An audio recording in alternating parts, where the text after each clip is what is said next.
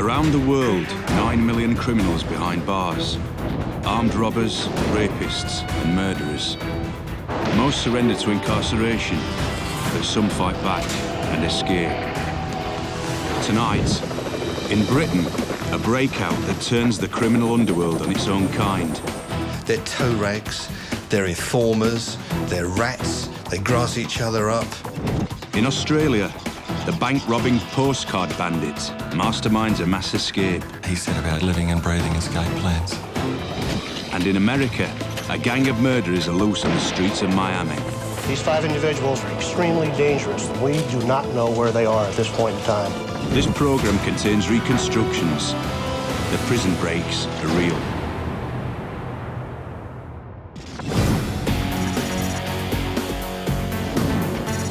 Her Majesty's Gartree Prison, Leicestershire, 1987.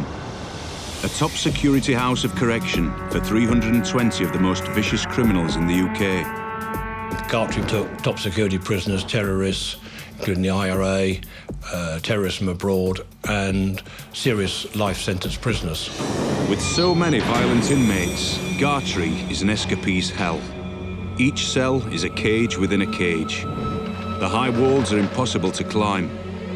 24-hour electronic surveillance covers every inch of concrete and steel within the walls. There have been attempts of escapes over the period up until 1987. None of those have been successful. But 38-year-old violent career criminal John Kendall is determined to be the first. A lone wolf convicted of armed robbery, sentenced 21 years. Kendall is feared and hated for his ruthless brutality. I knew him quite well as a person. I knew he was going to be trouble. He had this history of extreme violence, armed robberies, shot a man 3 times, I think in his leg, just trying to escape from a robbery. This is the sort of man you would not want to meet anywhere. Kendall knows the only way out of Gartree is through the front gate. But this cunning thug believes he has found a gap in the prison security, a gap as big as a football field. He was known to have been a potential escaper, but it was assumed, because of the history of Gartree, no one had escaped prior to this. Kendall firstly contacts his friend, ex-con Andrew Russell, a football hooligan who is back on the streets after serving time for assault. Kendall was obviously talking to Russell to make plans of how they were going to escape, when they were going to escape, what time, and all the details that they needed to have in their heads. The two hatch a plot, right under the noses of the prison guards. Kendall sends Russell to the local library, where he studies maps of the prison and the surrounding countryside. Just land in there. Back in Gartree prison, Kendall brazenly asks to see local maps. He argued that he wanted to study navigation, and the canals of Leicestershire were of great interest to him, and he was particularly interested in Leicestershire maps. With the groundwork complete, on December the 10th, Andrew Russell takes to the air in a chartered helicopter and heads towards Gartree prison.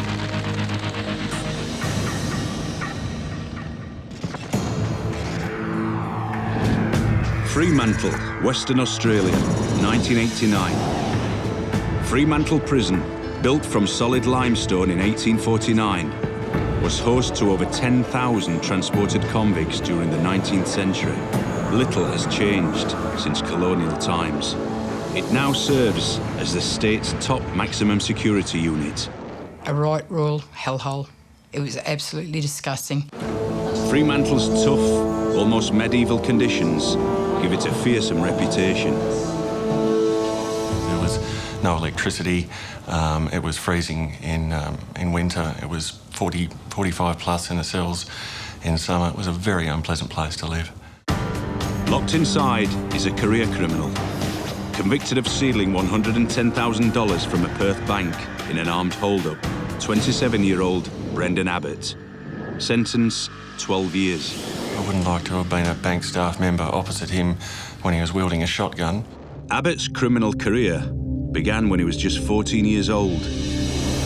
Now in Fremantle prison for the 3rd time, Abbott received an extra 6 years on his sentence, a being a ringleader of a 2-day prison riot. He began to plan a quicker exit. He was sitting in the tailor shop one day working away on his sewing machine, and his eyes have casually drifted up the wall and he's seen the bars up there. Someone's offered him a brand new hacksaw blade and asked him if he had any use for it, and he of course had said yes. Abbott hatches an escape plot with 2 fellow prisoners, William Monaghan and Aaron Reynolds. Day after day, Monaghan and Reynolds use the hacksaw blade and the bars in the tailor shop, while Abbott distracts the guards. He would keep the officers occupied talking about various things while people were working for him in the storeroom.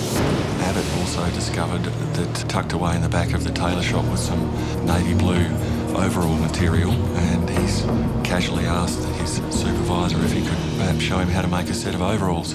Coincidentally, blue overalls is what the Metropolitan Security Unit, who patrolled the prison, also wore. On November the 24th, 1989, the bars are finally cut through. The gang must move immediately. They quickly put on their homemade overalls, climb out of the window and onto the prison roof. They are now in full view of armed guards in the towers. Every prison officer carries a whistle, and if he doesn't respond to the call, then you blow the whistle, right? And if he keeps going, you shout, "Halt or I'll fire." But there is no whistle and no shots. The officer on the number 4 gun tower, he actually did see them. He's seen them running, but with the uniforms on. He thought it was the MSU doing some training. But to make it over the roofs, the gang will have to leap over a series of 3-metre gaps. That would have all been done on sheer adrenaline. And whether anybody has experienced that amount of adrenaline going through their body, it's like they have superhuman powers. But only 2 prisoners make it to the 3rd roof. William Monaghan unfortunately failed to make one of the jumps and went down between 2 buildings and was found in considerable pain by some prison officers a short while later. Abbott and Reynolds climb over the final barbed wire fence to the last roof. And then jumped from that roof to Freedom, and then ran down to the main street of Fremantle and jumped on a bus. All their colleagues back in the tailor shop had kept working as though nothing had happened, and it was a good 40 minutes to 50 minutes before the escape was actually discovered. As desperate escapees, Brendan Abbott and Aaron Reynolds disappear into the streets of Fremantle. Authorities fear the worst. Florida, USA, 1994. 75 miles northwest of Miami is the Glades Correctional Institution. Built in the Florida cane fields, Glades is a giant razor wire cage, housing 1,100 of the most brutal criminals in the USA. 6 observation towers guard the perimeter, while 200 armed officers patrol the grounds. This prison is a very tough place to get out or to attempt to make any escapes. In December 1994, 6 convicted killers are desperate to break out. The 6 escapees were the most vicious murderers in South Florida in 1995. Hector Rivas pushed a boat captain into the ocean and watched him drown. Florenzo Alvarez killed a roommate and then burnt his body. Juan Fleitas shot a teenager in the head 3 times during a bungled home invasion. All of the 6 had either used automatic weapons, silencers, and machine guns to kill their victims. Armando Junco machine-gunned 2 fellow drug dealers and ripped off 4,000 pounds of marijuana. Jesus Martinez gunned down a restaurant patron who chased him after an armed hold-up. And Felix Carbonell murdered a man during a burglary. A lot of them were in prison. In Cuba, I know one of them told prison officials that he had been in prison for 20 years in Cuba before he came over to the United States. Cuban dictator Fidel Castro had emptied his jails in the 1980s by shipping the worst offenders to Florida as political refugees. A decade later, this gang of homicidal Cuban jailbirds became the notorious Florida Six. The gang's leader, Hector Rivas, knows that there is no way through the deadly razor wire. It'll slice through sinew and muscle like a hot knife through butter. He calculates their best chance is to go under the razor wire, and that timing is the key. They used the Christmas time area where they had singing and they had some activities at the chapel, at the church, inside the prison to plan their escape and to effectuate their escape. For weeks, Rivas and his gang of killers steal items from around the prison. Spoons, clean clothes, a long piece of rope, and they start going to church. The escapees were saying that they were attending church in the chapel. The chapel is just 10 meters from the perimeter fence. In reality, they were going underneath the chapel, changing clothes and digging for periods of time. With the sound of the Christmas choir practicing above, obscuring their noise, the gang begin to tunnel towards the perimeter fence. But freedom is 10 long meters away. Leicestershire, England, 1987. Inside Gartree prison, vicious armed robber John Kendall is determined to become the first man to escape from this high-security fortress. And on December the 10th, he scans the skies in anticipation. The planning involved must have been in great detail because they knew exactly what time to expect the helicopter. At nearby Stansted Airport, Kendall's accomplice, Andrew Russell, has chartered a helicopter. He told me that he worked for a security company and that he'd hired the helicopter because he had a job the following week in Leicester. By 3:30 p.m, the helicopter approaches Gartree prison. I had no idea that there was a high-security prison anywhere near the route that I was taking. It was a grey December day, fairly misty and murky. Probably meant there were slightly less prisoners on the sports field on exercise. With the prison in sight, Andrew Russell turns the routine charter into an unexpected nightmare. I noticed Darwin's fiddling with the headset jack plugs. I turned around to ask him what he thought he was doing, and I found his gun pointing at me. The first thing he said to me was, "Do what you're told, and you won't get hurt." So I said to him that I was fine with that. I'd do exactly what he told me, because by now the gun was nestling snugly behind my ear. And the second thing he said to me was, "Take me to the prison. I want you to land on the playing field." Helicopters were not unknown in the area, but this one came in very low. But by the time they recognised, as I understand it, what was happening, it was on the ground. It landed immediately in the centre of the sports field. It was that quick. As I landed, when I was maybe 20, 30 feet from the ground, I could see in front of me and to one side of me, two of the prisoners detached themselves from the crowd and started running toward where I was going to land, and did land within seconds.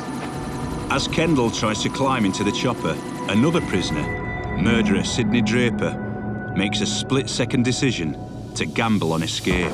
They couldn't get in the left-hand rear passenger door, and they decided to try the other door, and rather than come around the front of the helicopter, which is a perfectly safe and sensible thing to do, they ducked under the tail boom. Of course, I couldn't see them at this stage. If anyone moves around the back of a helicopter, any helicopter pilot is paranoid about someone dying by walking into the tail rotors.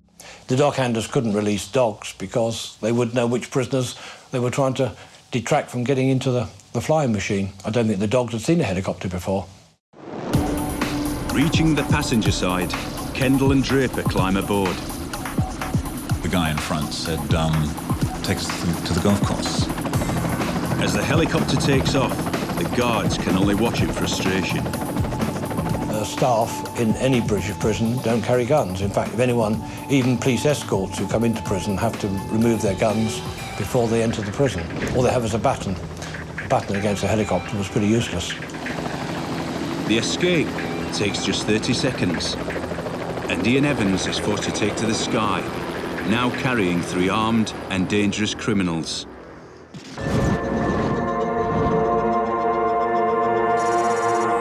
In Fremantle, Australia, convicted armed robbers Brendan Abbott and Aaron Reynolds have broken out at maximum security, triggering a massive manhunt. But they would have mobilised half their police force in Perth to look for him. Within days, the escapees are crisscrossing Australia, doing what Brendan Abbott does best, robbing banks. On the run, Abbott takes holiday snaps of his travels, including one outside a police station. These audacious photos would soon earn Abbott his nickname. They had no idea the police would find the roll of film and it would make its way into the newspaper, and Abbott would end up being branded the Postcard Bandit. Within weeks, the media catapulted the Postcard Bandit into a hero for the public and a jeering villain to police. Abbott even returned to Fremantle jail and brazenly signed the visitors book. But small cracks started to appear in Abbott's relationship with Reynolds. Abbott said that Reynolds had a bit of heart and guts about him, just not too many brains. After splitting the robbery proceeds, the escapees go their separate ways. Aaron Reynolds returns to Perth and is arrested almost immediately. The Postcard Bandit, now a lone gun, keeps on moving. He actually had normal jobs while he was on the run, plus he robbed banks also. With an estimated genius IQ of 140, Brendan Abbott developed bank robbery into an art form. Abbott perfected the drop-in robbery. He'd lay off his target for months, watching every movement of every staff member, learning everything about the bank's entire layout. Then he'd strike. In a nutshell, he enjoyed it. And it was done to precision. It was incredible what he achieved. Most times it would either be right on closing time in one of these banks, or it would be right on opening time. He decided doing them in the city where he was based was probably not a good idea. So he would regularly travel to Adelaide, and there were a series of robberies over the next 3 years. Brendan James Abbott, a bandit who makes Ned Kelly look like a petty thief. He's stolen $5 million in 37 hold-ups, hitting banks in Perth, South Australia, New South Wales and Queensland, often hiding inside overnight. Hitting banks in almost every state, police have no idea Abbott's travelled east to Australia's holiday mecca, the Gold Coast. Here, under the guise of several aliases, he settles down. Even his family don't recognise him. I had gotten off a plane from Cairns to Brisbane, and all of a sudden someone tapped me on the shoulder and said, "Oh, don't you even recognise your own brother?" And that was the first thing. I was looking around everywhere thinking, oh my God. You know, I said to him, "Oh, what are you doing? Oh, where are you going? I'm not telling you anything." Yeah, so it was, you know, to have a general conversation wasn't possible. It seemed Brendan Abbott was immune from capture, but then he broke his cardinal rule: never rob locally. He pulled off some very big robberies on the Gold Coast, which immediately drew the attention of detectives in that state, of course. So they started a fairly intense operation to try and catch him. After a tip-off, the police put Abbott's post office box under surveillance. The Postcard Bandit becomes suspicious and stops using it, but he couldn't stop mail coming into that post box. One piece of mail that came in was a bill for a pager that his current girlfriend Georgia was using. Police trace the number to a Gold Coast address and stake it out. On March the 27th, 1995, Abbott steps out his front door. As he walked along the street, a plainclothes officer pulled out a pistol and stuck it in his face and told him to get on the ground. Abbott couldn't believe it, but he went to ground, and the police officer sees the black bum bag that he was wearing. It had a .45 pistol in it and a large amount of cash, and they had themselves Australia's most wanted man. Notorious bank robber Brendan James Abbott was recaptured at a Broadbeach home unit. Police say Abbott was armed with a loaded pistol but offered no resistance. After spending 5.5 years on the run and stealing $5 million, Abbott is once again in prison. But the Postcard Bandit's days on the run aren't over.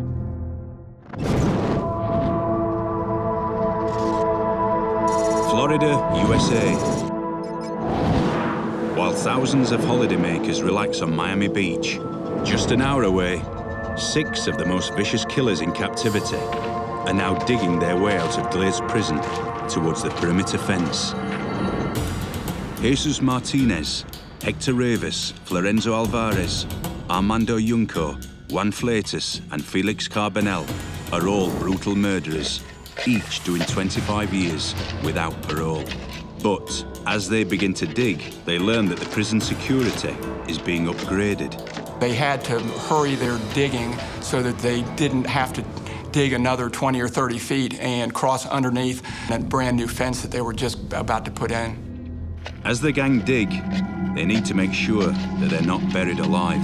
It was real soft mud, but they could make a very hard wall and floor and ceiling to it, so it really didn't need a lot of wood or other engineering type stuff to make it safe for them to travel through. But the mud is a dead giveaway if a guard spots their dirty clothes. They would come back out of the tunnel and put on fresh clothes and go back into the general population of the prison. On the 2nd of January, after 3 weeks of digging, the breakout is go. The escape occurred just after New Year's Eve. That was their chance. They had to do it while all the inmates were moving into this one particular area of the prison. The escapees were seen escaping, coming out of the tunnel by one of the corrections officers in a tower. That corrections officer fired either once or twice, but was unable to disable any of the escapees. And their cunning escape plan has one last brutal twist. They just made their way out. They went to several hundred yards to an awaiting vehicle where they proceeded to beat up one of the escapees, Felix Carbonell. They beat Carbonell so badly he can't walk. He was actually used as a guinea pig to slow the pursuing officers down so that the rest of them could get away. The plan works. As Carbonell waits helplessly for recapture, the other 5 race through the cane fields to a waiting car. A desperate gang of murderers is now loose on the streets of Miami. Leicestershire, England. On the football pitch of Gartree prison, vicious armed robber John Kendall and convicted killer Sidney Draper have just been snatched from incarceration. The helicopter was actually on the ground for less than 30 seconds, so it was a very smooth operation. As the helicopter disappears from view, emergency procedures at the prison are activated. Every governor and every control room in a top-security prison had a manual of procedures for different situations. One of those was called Rogue Elephant, which dealt with potential helicopter escapes. Rogue Elephant is the call sign to launch an RAF Harrier jump jet from a base in nearby Cambridgeshire. The RAF was supposed to have an aircraft take off and try to intercept what was happening, but there was a delay in the call reaching the right people.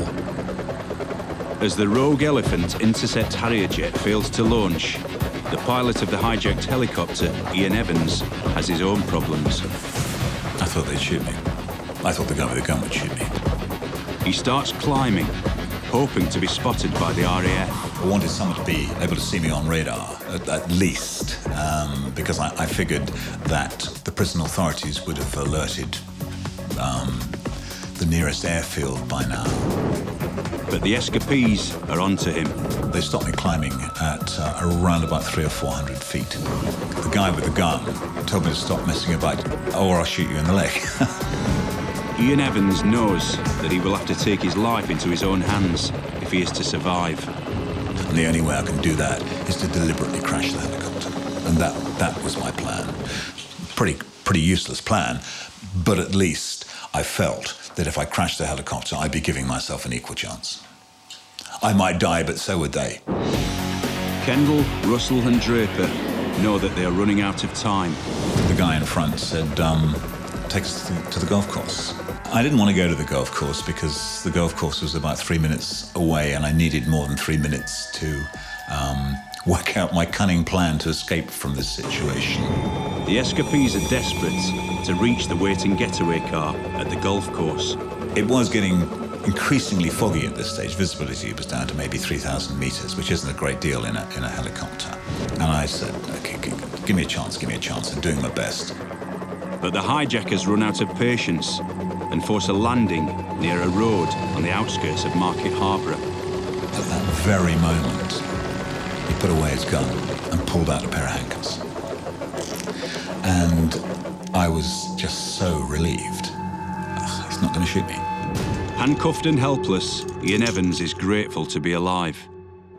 The escape took place at Gartree prison, northwest of London. In Central News tonight, the main story. A massive police hunt is underway as 2 prisoners are airlifted to freedom.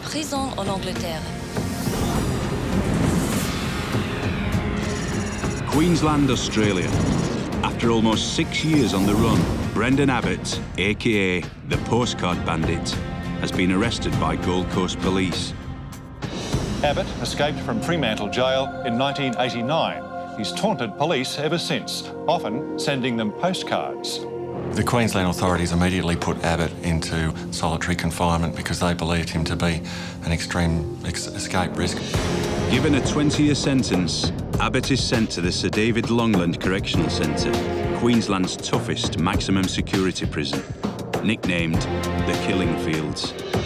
He set about doing exactly what he did in Fremantle, and that was living and breathing escape plans. The key to Abbott's next escape attempt is angel wire, a diamond-encrusted metal cord used by jewellers to cut gemstones. Angel wire also works on high-tensile steel prison bars. It was very difficult sourcing that angel wire. It was one of the girlfriends of one of the escapees brought it in internally. Calculating that a mass breakout will confuse authorities and give him the best chance of escape, Abbott recruits Jason Nixon, Andrew Jeffrey, Oliver Alanchik and Peter Sterling. 3 convicted killers and a rapist. Using the angel wire, all 5 men take turns cutting through the bars of their cells. And on November the 6th, while the prison is understaffed, Abbott gives the breakout the green light. All 5 slip through their pre-cut bars and climb over the cell block perimeter fence. They did that by stacking up some chairs one on top of each other and jumping over it. They cleared the wire and then made it to the first of 3 outer fences. And there were wire cutters thrown over the fence. There was a gun thrown over the fence. And then when they started cutting that, they set off the first alarms in the prison control room. Amazingly, the alarms are ignored, and the escape is recorded on closed-circuit TV cameras. These pictures reveal the apparent ease with which 5 dangerous inmates led by Brendan Abbott escaped from Sir David Longland Prison. The prison control room's procedures were not up to date. The prison officer in the room wasn't familiar with procedures and didn't really work there. And there was a lot of flaws in the prison security that were shown up later on in a prison inspector's report. They make short work of the first fence. Casually, they then decide where to attack the next fence. Then the prison vehicle, who was patrolling the outer perimeter, realised something was going on and arrived on the scene. Abbott's getaway driver, Brendan Berishan, opens fire on the patrol, disabling their vehicle. The prison officers return fire. They felt the bullets whizzing past their ears that night. They were absolutely terrified, and with good reason. Nearly 4 minutes later, success. The 5 crawl through, the last caught briefly on the fence. Get the car! Quickly! Abbott and his gang scramble to the getaway car and vanish into the night. Heavily armed police were out in force today, combing the bushland and suburbs to Brisbane's south. 5 of Australia's most dangerous criminals on the run.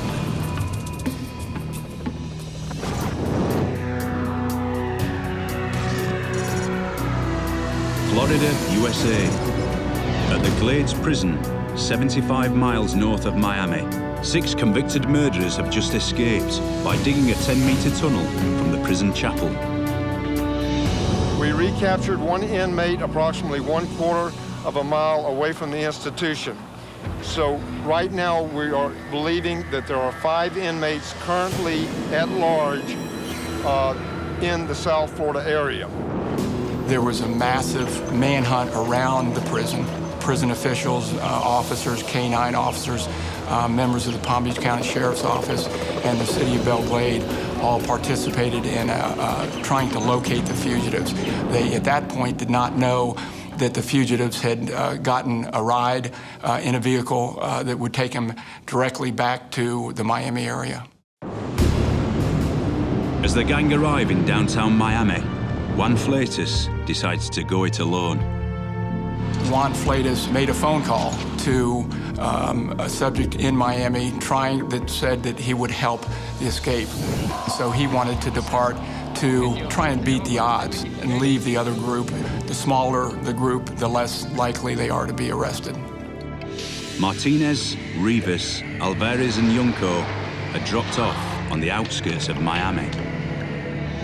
The remaining 4 escapees were taken to a squatters camp, an encampment west of town. It was very rural, very wooded area with small little camps, and they decided to remain there in the camp for a few days until the heat was off them. We do not know where they are at this point in time. That is why we are absolutely desperate for help. As all of you know, these 5 individuals were convicted of first-degree murder. They are extremely dangerous. With 5 armed and dangerous murderers on the loose, authorities fear a bloodbath.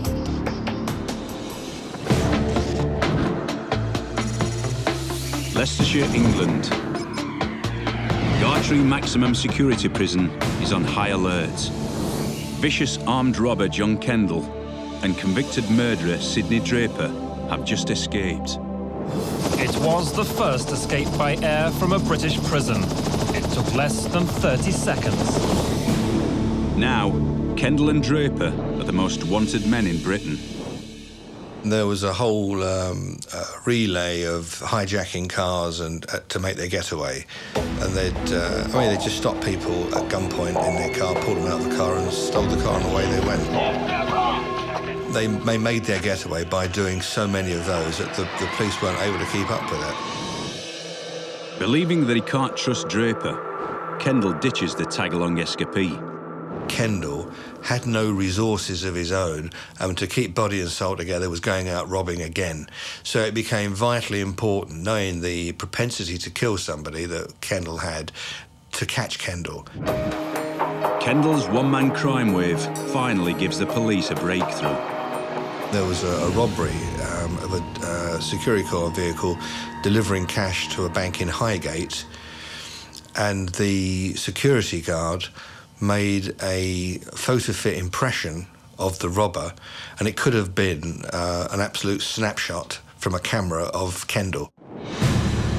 As authorities receive a tip-off, the manhunt moves to southwest London. And the breakthrough came when a detective constable from Brighton had information that Kendall was with his wife in a flat in the King's Road in Chelsea. On January the 31st at 4 a.m, armed police stormed the Chelsea flat. And they had guns trained up on the flat and shields, and they were shouting, I think they said, "Come out, we're armed police." John Kendall, his wife Lorraine, and his accomplice Andrew Russell are all arrested.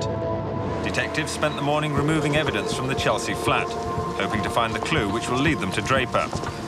Sidney Draper was a man that had resources in his own right, more so than Kendall did. He didn't need to go across the pavement doing robberies, and that wasn't his game anyway. I mean, he was more into gangland crime.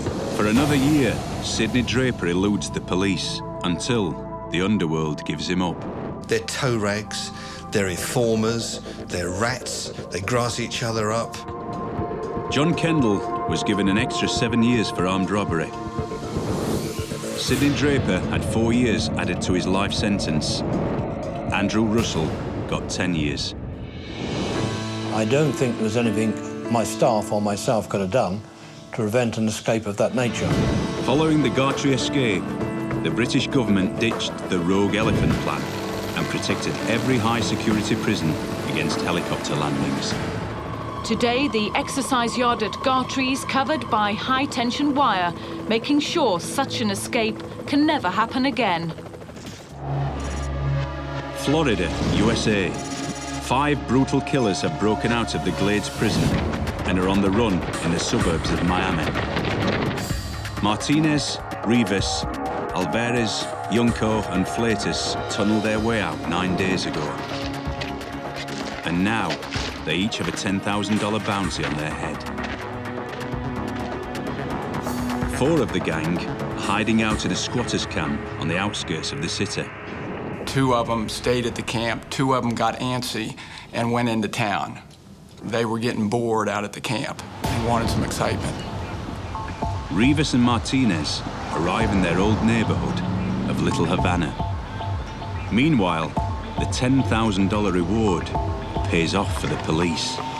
2 homeless individuals went to a highway patrol station in Miami and told the officers there that they believed 2 of the escapees were living in the squatters' camp. More than 100 federal and state agents, along with local police, surround the camp. Armando Junco actually attacked a task force member and attempted to secure the gun away from the officer, where the fight ensued and he was shot and killed. Lorenzo Alvarez gives up and begins his journey back to life in prison. That's it. The next day, Jesus Martinez is spotted in Little Havana. We were in a marked police vehicle on the intersection of Southwest 8th Avenue and 6th Street in the Little Havana neighborhood, when we observed a suspect which became known to us as Jesus Martinez. He had no identification. We continued to ask him for his name, kept giving us the runaround. Subject had 2 tattoos. And that's when we started asking for more additional information on the radio while still being cautious, because the individual was in jail for murder. As Martinez insists he's not the man they're looking for, Officer Leon becomes more suspicious. That moment, yes, we did handcuff him, put him in the back seat with a police car, took him to the station where he still denied who he was.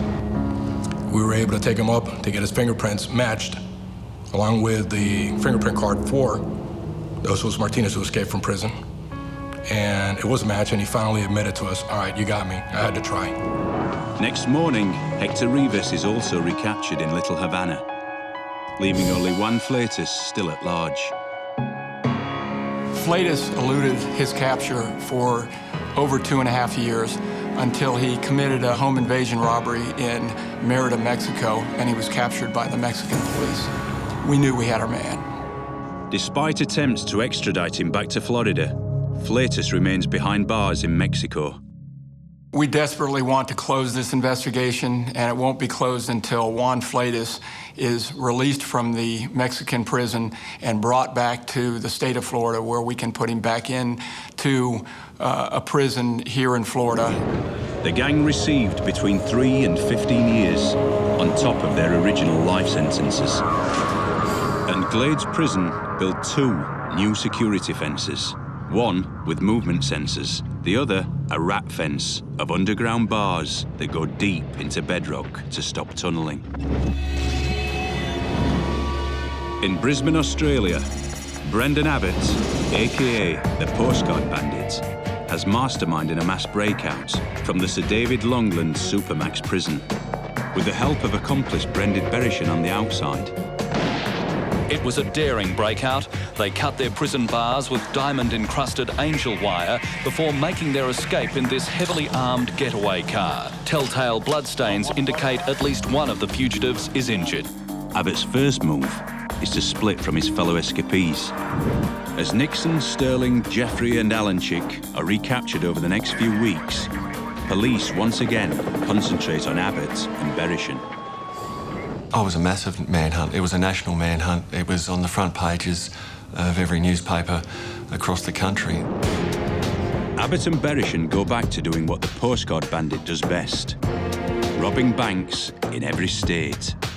Police in Western Australia believe bandit Brendan Abbott may have masterminded the state's biggest bank heist after a Perth branch of the Commonwealth Bank was robbed of $450,000. 2 men were waiting for bank staff to arrive around 8:30 a.m, then followed in at gunpoint. Somehow the bandits knew the risks would be worth it. With Christmas takings, there was far more money than usual, nearly $500,000 cash at the bank. An amazing haul, but cracks were beginning to appear in the criminal partnership. Brendan Bereshon had picked himself up a nasty little heroin habit, and that, of course, can only lead to bad news. As police approach Bereshon during a drug score in Melbourne, he panics, shooting both officers and leaving behind his ID. I was shot in the arm, a partner's got in the side. Abbott and Bereshon are forced to run again, travelling interstate to Adelaide. Abbott was absolutely livid with Bereshon. They had everything in place they needed to live a covert lifestyle as long as they wanted. And now they were back on the run again without any secure, safe house to go to. They hook up with Michelle, a Thai prostitute Bereshon was fond of, and head to Alice Springs in Australia's Red Centre. But police have found Michelle's photo at Abbott's Melbourne residence, and her face is now all over the news. He was actually driving around Alice Springs in one of their vehicles. When the description of the vehicle he was actually driving came across the radio, he couldn't get out of that vehicle quick enough.